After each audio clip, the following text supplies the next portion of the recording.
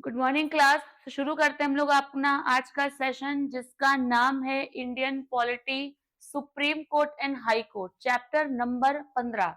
ठीक है, हम लोग देख रहे हैं चैप्टर नंबर 15। क्या देखेंगे? Judicial system, supreme court and high court. चलिए बच्चों, तो बात करते हैं सुप्रीम कोर्ट के बारे में। तो जुडिशियल सिस्टम को लेकर ना एक छोटा सा हम लोग पिरामिड बनाते हैं। ठीक है, पिरामिड जैसे नीचे देखते हैं। सबसे हमारे यहाँ जो न्याय की व्यवस्था है बेटा, वो नीचे से ऊपर की ओर जाती है, ना कि ऊपर से नीचे की ओर जाती है। तो सबसे पहले नीचे हम लोग देखते हैं ग्राम पंचायत। इनको भी सरकार के द्वारा, इनको भी जुडिशियल सिस्टम के द्वारा कुछ न्याय करने की ताकत दी गई है। ठीक है ना, ग्राम पंचायत। ग्राम पंचायत के ऊपर अगर हम जाएंगे तो मुंसिफ की अदालत होती है। ठीक है ना, मुंसिफ की अदालत, मुंसिफ की अदालत, कोर्ट। उसके ऊपर जाएंगे तो हम लोग जाएंगे जिला या सत्र अदालत, जिला या सत्र अदालत। ठीक है ना, इसके ऊपर जाएंगे तो हम लोग देखते हैं हाई कोर्ट, उच्च न्यायालय। और सबसे ऊपर जाएंगे तो बेटा सुप्रीम कोर्ट, यानी कि सर्वोच्च न्यायालय, सर्वोच्च न्यायालय। क्लियर है? इस तरीके से हमारे यहाँ पर जुडिशियल सिस्टम काम करता है। चलिए क्वेश्चन की ओर आगे बढ़ते हैं। The Supreme court of India was inaugurated on. तो आपको बता दें बेटा, सुप्रीम कोर्ट, भारत का जो सुप्रीम कोर्ट है, ठीक है ना, सुप्रीम कोर्ट की स्थापना कब हुई थी और सुप्रीम कोर्ट का उद्घाटन कब हुआ था? सुप्रीम कोर्ट की स्थापना हुई थी बेटा 26 जनवरी 1950 को, लेकिन सुप्रीम कोर्ट का उद्घाटन हुआ था 26 जनवरी 1950 को। तो इस क्वेश्चन का आंसर क्या होगा? 28 जनवरी 1950 को सुप्रीम कोर्ट का उन्होंने पूछा था इनॉग्रेटेड, यानी कि उद्घाटन कब हुआ था। ठीक है ना, चलिए तो आगे देखते हैं। सुप्रीम कोर्ट की बात कर रहे हैं बेटा, तो हिंदुस्तान में पहली बार सुप्रीम कोर्ट, सर्वोच्च न्यायालय, आपको बता दें जुडिशियल सिस्टम, अंग्रेजी जुडिशियल सिस्टम भारत में कब आया था? 1773 का जो रेगुलेटिंग एक्ट आया था। ठीक है, 1773 का जो रेगुलेटिंग एक्ट आया था, किसके समय बेटा? वॉरेन हेस्टिंग्स के समय। 1773 में जो रेगुलेटिंग एक्ट आया था वॉरेन हेस्टिंग के समय बेटा, तब हमारे यहाँ पर सुप्रीम कोर्ट की स्थापना की गई थी बेटा। कहां पर? तो आंसर है कलकत्ता में। कलकत्ता में सुप्रीम कोर्ट लगाया गया था। इसके पहले जो जज थे, इसके पहले जो चीफ जज थे, उनका नाम था sir Elijah Impey, sir Elijah Impey. ठीक है ना, और इसके साथ 3 न्यायाधीश और भी नियुक्त करे गए थे। तो भारत में पहला सुप्रीम कोर्ट कब लगा था? तो आंसर है 1773 के एक्ट के तहत 1774 में, 1774 में। ठीक है ना, आपको बता दें भारतीय शासन प्रणाली का तीसरा आधार स्तंभ है न्यायपालिका। ठीक है ना, तो भारतीय शासन प्रणाली का, भारतीय शासन प्रणाली का तीसरा आधार स्तंभ है बेटा न्यायपालिका। पहला आधार स्तंभ होता है बच्चों कार्यपालिका, दूसरा आधार स्तंभ होता है बेटा विधायिका, तीसरा आधार स्तंभ होता है बच्चा न्यायपालिका, जिसको आज हमें पढ़ना है, और चौथा आधार स्तंभ होता है प्रेस यानी कि मीडिया, प्रेस यानी कि मीडिया। ठीक है ना, चलिए तो भारतीय शासन प्रणाली का तीसरा आधार स्तंभ है, लेकिन न्यायपालिका एकीकृत है। इसका मतलब है पूरे देश के लिए एक ही न्याय प्रणाली है हमारी। ठीक है ना, हमारी जो न्यायपालिका है वो एकीकृत है। एकीकृत का मतलब है ऐसा नहीं कि एक स्टेट के लिए अलग है, दूसरे स्टेट के लिए अलग है। ठीक है ना, किसी के लिए कुछ है, किसी के लिए कुछ है, ऐसा कुछ नहीं हमारे यहाँ पर। एकीकृत न्याय प्रणाली का मतलब होता है कि भारत में एक देश एक जुडिशियल सिस्टम लागू किया जाएगा। क्लियर है?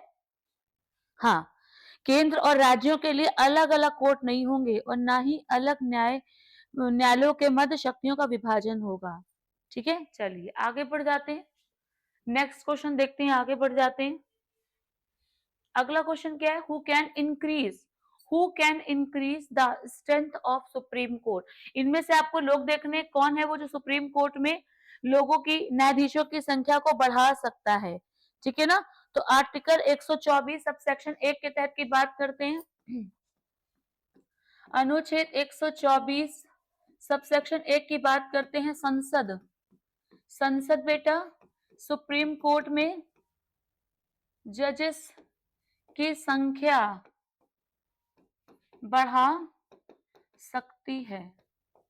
जैसा कि हम सभी जानते हैं, पहले हमारे सुप्रीम कोर्ट में कितने न्यायाधीश हुआ करते थे?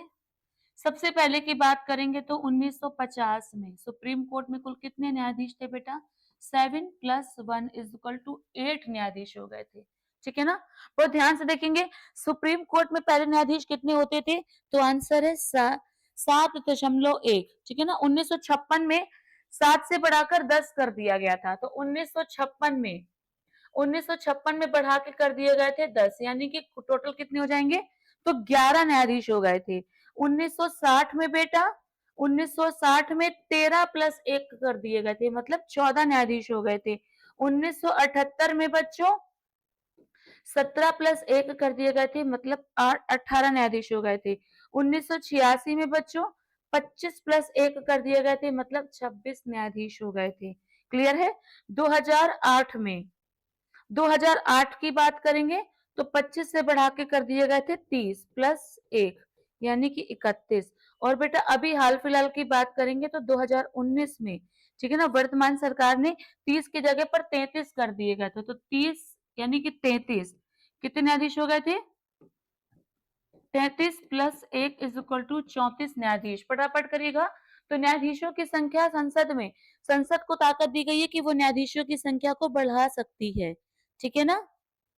हाँ, संसद को ये ताकत दी गई है कि वो न्यायाधीशों की संख्या बढ़ा सकती है। और वैसे जैसा कि हम लोग जानते हैं, ये इसको तो बेस मानना पड़ेगा। तो 1 2 3 4 5 6 अब तक कितनी बार जजेस की संख्या सुप्रीम कोर्ट में बढ़ चुकी है? तो 6 बार बढ़ चुकी है। ठीक है ना? सुप्रीम कोर्ट, वर्तमान वाला सुप्रीम कोर्ट देखेंगे तो 26 जनवरी 1950 को सुप्रीम कोर्ट की स्थापना हुई थी बेटा। और 28 जनवरी 1950 को सुप्रीम कोर्ट का उद्घाटन हुआ था। ठीक है ना? ये क्या है? ये स्थापना है। और ये क्या है? ये है उद्घाटन। ठीक है ना? उद्घाटन। सुप्रीम कोर्ट, सुप्रीम कोर्ट के पहले CJI कौन थे? तो सर हीरा लाल जे कानिया। और वर्तमान में कौन है? वर्तमान में हरियाणा के हैं सूर्यकांत। वर्तमान में हरियाणा के हैं सूर्यकांत जी। ठीक है ना? चलिए क्वेश्चन नंबर 3 की तरफ बढ़ते हैं। What is the minimum age, what is the minimum age prescribe in the constitution for a person to be appointed as जज of supreme court? Supreme court का न्यायाधीश बनने के लिए कम से कम न्यूनतम आयु कितनी बताई गई है? तो नो एज। ठीक है ना? जब भी किसी, याद रखिएगा, किसी भी संवैधानिक पद पर या तो किसी की मैक्सिमम एज का कॉन्सेप्ट है या तो किसी की मिनिमम एज का कॉन्सेप्ट है। ठीक है ना? तो जैसे कि हम लोग जानते हैं, सुप्रीम कोर्ट की मिनिमम एज कुछ भी नहीं है, मैक्सिमम एज कितनी है? मैक्सिमम अगर एज पूछी होती बेटा तो वो थी 65 साल। 65 साल, CJI हो चाहे अन्य जजेस ऑफ सुप्रीम कोर्ट हो, 65 साल। ठीक है ना? ऐसे अगर हम बात करेंगे इलेक्शन कमीशन की, इलेक्शन कमीशन, इलेक्शन कमीशन के लिए भी मैक्सिमम एज का प्रावधान कितना है? तो आंसर है 65 साल। अगर हम बात करते हैं CAG कैग की, तो मैक्सिमम एज का प्रावधान कितना है? आंसर है 65 साल। कितना है? 65 साल। ठीक है ना? तो लगभग जितने पोस्ट आप सोच पा रहे हो, जो भी हाई फाई पोस्ट होती है जिनमें मिनिमम एज का कॉन्सेप्ट नहीं है, उनमें मैक्सिमम एज का कॉन्सेप्ट दिया जाएगा, 65 साल। ठीक है ना? चलिए आगे देखते हैं। Which of the ground is mentioned in the Constitution for removal of Supreme Court judges? तो बताइए बच्चों, सुप्रीम कोर्ट के जजेस को किस आधार पे हम लोग उनके पद से उनको हटा सकते हैं? तो एक तो है प्रूव्ड मिसबिहेवियर, सही है, सिद्ध कदाचार, इसको बोलते हैं सिद्ध कदाचार। ठीक है, यहाँ लिख देते हैं सिद्ध कदाचार, जब वो संविधान के अगेंस्ट काम करता है। और एक होगा इनकैपेसिटी, मतलब होता है असमर्थता, जब वो काम करने के योग्य ही नहीं रह जाता। तो आंसर क्या होगा बेटा? आंसर सही होगा 1 और 4। 1 और 4 आंसर बिल्कुल सही होंगे। हम अपने प्रेसिडेंट को किस बेस पे हटा सकते हैं? हम अपने प्रेसिडेंट को सिद्ध कदाचार और असमर्थता के आधार पर हटा सकते हैं। ये प्रस्ताव संसद में किसी भी सदन में लाया जाएगा और 2/3 से पास भी होना चाहिए। याद रखिएगा, यह जो प्रस्ताव होता है, ये जो प्रस्ताव होता है राष्ट्र जो न्यायाधीशों को उनको उनके पद से हटाने के लिए जो प्रस्ताव होता है, वो संसद के किसी भी सदन में, संसद के किसी भी सदन में लाया जाएगा। पहली बात तो संसद के किसी भी सदन में लाया जाएगा और फिर क्या होगा, फिर उसे 2/3 से पास कराना होगा। ठीक है, तो फिर उसे 2/3 के बहुमत से पास कराना होगा। अगर ऐसा हो जाता है तो उसी दिन से हम उस न्यायाधीश को उनके पद से हटा हुआ मान लिया जाएगा। ठीक है ना? किस अनुच्छेद के तहत में ये प्रोसेस है? Article 124 subsection 4। आर्टिकल 124 सबसेक्शन 4 कहता है कि न्यायाधीशों को उनके पद से हटाया जाएगा। कब? जब वो इन आधार पे गलत होंगे तब। किन आधार पे? नंबर 1 प्रूव्ड मिसबिहेवियर, नंबर 2 पे इनकैपेसिटी। ठीक है ना? एक बात और बता दें, अगर ये प्रस्ताव आप लोकसभा में लेकर आए हैं, बेटा बात प्रस्ताव की हो रही है ना, बात प्रस्ताव की हो रही है तो दोनों में ही लाया जाएगा। अगर आप लोकसभा में लेकर आ रहे हो बेटा तो आपको याद रखना है कम से कम 100 लोगों के द्वारा इस पे क्या होना चाहिए? हस्ताक्षर होना चाहिए। 100 लोगों का हस्ताक्षर इस पे होना चाहिए। किस पे? जिस पे आप वो प्रोसेस लेकर आ रहे हो कि सुप्रीम कोर्ट के किस न्यायाधीश को हटाना चाहते हैं। ठीक है, अगर आप लोकसभा में लेके आ रहे हो तो 100 लोगों के इस पे हस्ताक्षर होने चाहिए। उसके बाद आप उसको राज्यसभा में भी लेकर जाओगे, तो फिर राज्यसभा में जब जाएगा तो कम से कम बेटा 50 लोगों का समर्थन इस पर होना चाहिए। ठीक है ना? तब जाके कहीं किसी सुप्रीम कोर्ट के न्यायाधीश को उसके पद से हटाया जाएगा। ठीक है ना? ऐसे नहीं हटा दिया जाएगा। ये कोई छोटे-मोटे प्रोसेस नहीं होते हैं। अगर हम सुप्रीम कोर्ट की बात करते हैं तो 1991 में पहला ऐसा सुप्रीम कोर्ट का न्यायाधीश था वी रामास्वामी। ठीक है ना? सुप्रीम कोर्ट की अगर हम बात करेंगे बेटा तो 1991 में। कब? 1991 में। 1991 में पहली बार कहा? सुप्रीम कोर्ट का न्यायाधीश कौन था वो? वी रामास्वामी। इनको इनके पद से हटाने के लिए बेटा क्या हुआ था? इनको इनके पद से हटाने के लिए लोकसभा में एक प्रोसेस लाया गया था। ठीक है ना? इनको इनके पद से हटाने के लिए लोकसभा में एक प्रोसेस लाया था। हालांकि इन्होंने क्यों करा गया था इनको? तो पंजाब और हरियाणा में जब ये हाई कोर्ट के न्यायाधीश थे तब इन्होंने कुछ ऐसे वित्तीय कुछ मतलब पैसे का कुछ गड़बड़ी हो गई होगी जिससे इनके लिए ये प्रोसेस लाया गया था। ऐसे कलकत्ता हाई कोर्ट के न्यायाधीश थे सौमित्र सेन। 2011 में इनके खिलाफ राज्यसभा में एक प्रोसेस लाया गया था। ठीक है ना? कब? 2011 में कोलकाता कोलकाता हाई कोर्ट के न्यायाधीश थे सौमित्र सेन। सौमित्र सेन मामला। ठीक है ना? सौमित्र सेन मामला इनके खिलाफ कहां पर प्रस्ताव लाया गया था बेटा? राज्यसभा में। इनके खिलाफ जो प्रोसेस लाया गया था बेटा वो राज्यसभा में लाया गया था। लेकिन हुआ क्या था? सौमित्र सेन का जो मामला था वो लोकसभा में पेश करने से पहले ही इन्होंने इस्तीफा दे दिया था। ऐसे आपको याद दिला दें 2011 में पीडी दिनाकरन का मामला था। ठीक है ना? पीडी दिनाकरन के खिलाफ भी ऐसा ही एक मामला आया था 2011 में आई थिंक। एक मिनट देख लेती हूँ 2010 में। हाँ, 2010-11 की बात हो रही है।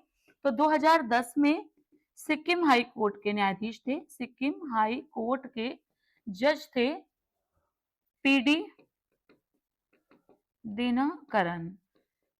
आपको बता दें कि ये कोई भी न्यायाधीश इस प्रोसेस से हटाए नहीं गए हैं। उससे पहले ही या तो ये प्रोसेस किसी दूसरे सदन में पेश होकर पास नहीं हो पाया या फिर उससे पहले ही इन्होंने अपना इस्तीफा दे दिया था। ठीक है ना? जैसे कि सिक्किम हाई कोर्ट के जो जज हैं पीडी दिनाकरन, इनके ऊपर चार्ज कब का लगाया गया था? जब ये कर्नाटक हाई कोर्ट के जज रहे थे। जब ये कर्नाटक हाई कोर्ट के जज रहे थे तब इनके ऊपर एक प्रोसेस लाया, तब इनके ऊपर आरोप लगाया था कि इन्होंने कुछ पैसे का गड़बड़ी किया है। ठीक है ना? ऐसे ही न्यायमूर्ति रंजन गोगोई ने हाई कोर्ट के मुख्य न्यायमूर्ति एसएन शुक्ला के खिलाफ भी भ्रष्टाचार का आरोप लगा था, उस पे भी एक सीबीआई बिठाई गई थी, ठीक है ना। न्यायमूर्ति एसएन शुक्ला 2019, ये भी एक मामला आ चुका है, यहाँ लिख देते हैं 2019 इलाहाबाद हाई कोर्ट के जज, इलाहाबाद हाई कोर्ट के जज हैं एसएन शुक्ला, एसएन शुक्ला, ठीक है ना। रंजन गोगोई जी ने इनके खिलाफ एक सीबीआई जांच बैठा दी थी। रंजन गोगोई जो कि भारत के सुप्रीम कोर्ट के न्यायाधीश रह चुके हैं, इनके खिलाफ एक ऐसे ही मामले को लेकर सीबीआई जांच बैठाई जा चुकी है। खैर, अच्छी बात यह है कि अब तक किसी भी न्यायाधीश के ऊपर ये चार्ज हुआ नहीं है, या तो उसने इससे पहले इस्तीफा दे दिया है, या फिर क्या हो गया है कि वो दूसरे ही सदन में पास नहीं हो पाया था, ठीक है। चलिए नेक्स्ट आते हैं। Which of the following documents mention the procedure of the implement of जजेस। बहुत ध्यान से देखिएगा, इनमें से वो कौन सा प्रोसेस है। क्या लिखा question, which of the following document mention the procedure of the implement of जजेस। हाँ, तो जज इंक्वायरी एक्ट 1968, क्वेश्चन नंबर 5 को देखेंगे। 1968 जज इंक्वायरी 1968 क्या है ये, इनमें किसी न्यायाधीश को निकालने के लिए प्रस्ताव राष्ट्रपति को संबोधित करके लाया जाएगा। है क्या ये, जब किसी जज को जब किसी राष्ट्र सॉरी एक देख लेते हैं, जब किसी जज के इंक्वायरी एक्ट, हाँ, जज को हटाने का प्रस्ताव लाया जाएगा, जब किसी जज को हटाने का प्रस्ताव लाया जाएगा तो उससे पूर्व, हाँ, लाने से पूर्व, उससे पूर्व राष्ट्रपति की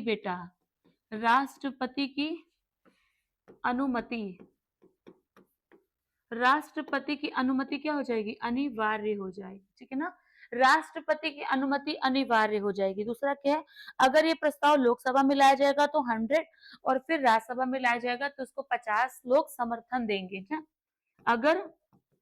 अगर ये प्रस्ताव तुम लोकसभा में लेकर आ रहे हो, अगर लोकसभा में प्रस्ताव प्रस्तुत होगा तो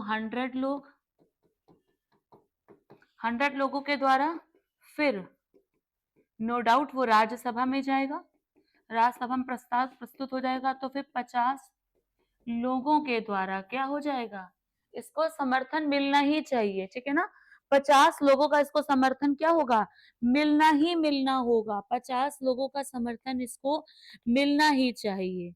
चलिए खैर आगे बढ़ जाते हैं क्वेश्चन नंबर 6 की ओर। क्या कहता है, the Supreme Court is a record court. हाँ, सुप्रीम कोर्ट एक रिकॉर्ड कोर्ट की तरह काम करता है जी, बिल्कुल करता है। Once a court is made a court of record, its power to punish for its contempt necessarily follow from that position. ठीक है, दोनों ही क्वेश्चन सही है, बहुत ध्यान से देखिएगा। क्या कहता है आर्टिकल 129 की, बेटा अगर बात करें, रिकॉर्ड कोर्ट की बात कर रहे हैं, अनुच्छेद 129 की बात करते हैं। जो हमारा सुप्रीम कोर्ट होता है वो एक रिकॉर्ड कोर्ट यानी कि अभिलेख न्यायालय के रूप में कार्य करता है। पहली बात तो ये लिख लीजिएगा, सुप्रीम कोर्ट हमारा अभिलेख न्यायालय के रूप में काम करता है, ठीक है ना। अब बात करते हैं अभिलेख न्यायालय की बात करते हैं। इसके अधीन कोर्ट के समक्ष अभिलेख न्यायालय क्या है, लिखिएगा इसके अधीन कोर्ट के समक्ष पूर्व निर्णय के रूप में पेश किए जाते हैं। पूर्व निर्णय